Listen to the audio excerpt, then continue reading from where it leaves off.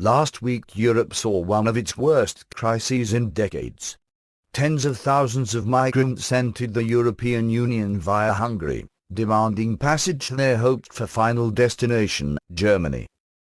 While the media focuses on the human tragedy of so many people uprooted and travelling in dangerous circumstances, there is very little attention given to the events that led them to leave their countries.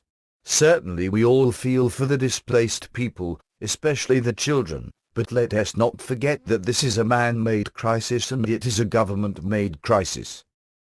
The reason so many are fleeing places like Syria, Libya, Afghanistan, and Iraq is that US and European interventionist foreign policy has left these countries destabilized with no hopes of economic recovery. This mass migration from the Middle East and beyond is a direct result of the neocon foreign policy of regime change, invasion, and pushing democracy at the barrel of a gun. Even when they successfully change the regime, as in Iraq, what is left behind is an almost uninhabitable country. It reminds me of the saying attributed to a US major in the Vietnam War, discussing the bombing of Benta: it became necessary to destroy the town in order to save it. The Europeans share a good deal of blame as well. France and the UK were enthusiastic supporters of the attack on Libya, and they were early backers of the Assad must go policy. Assad may not be a nice guy, but the forces that have been unleashed to overthrow him seem to be much worse and far more dangerous. No wonder people are so desperate to leave Syria. Most of us have seen the heartbreaking photo of the young Syrian boy lying drowned on a Turkish beach.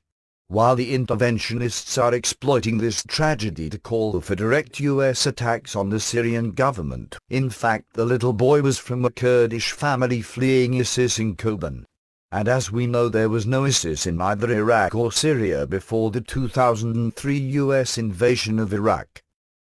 As often happens when there is blowback from bad foreign policy, the same people who created the problem think they have a right to tell us how to fix it while never admitting their fault in the first place.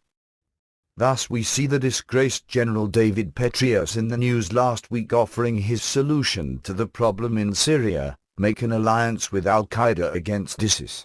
Petraeus was head of the CIA when the US launched its covert regime change policy in Syria, and he was in charge of the surge in Iraq that contributed to the creation of Al-Qaeda and ISIS in Iraq and Syria. The idea that the US can salvage its disastrous Syria policy by making an alliance with Al-Qaeda is horrific. Does anyone think the refugee problem in Syria will not be worse if either Al-Qaeda or ISIS takes over the country? Here is the real solution to the refugee problem: stop meddling in the affairs of other countries. Embrace the prosperity that comes with a peaceful foreign policy, not the poverty that goes with running an empire. End the empire.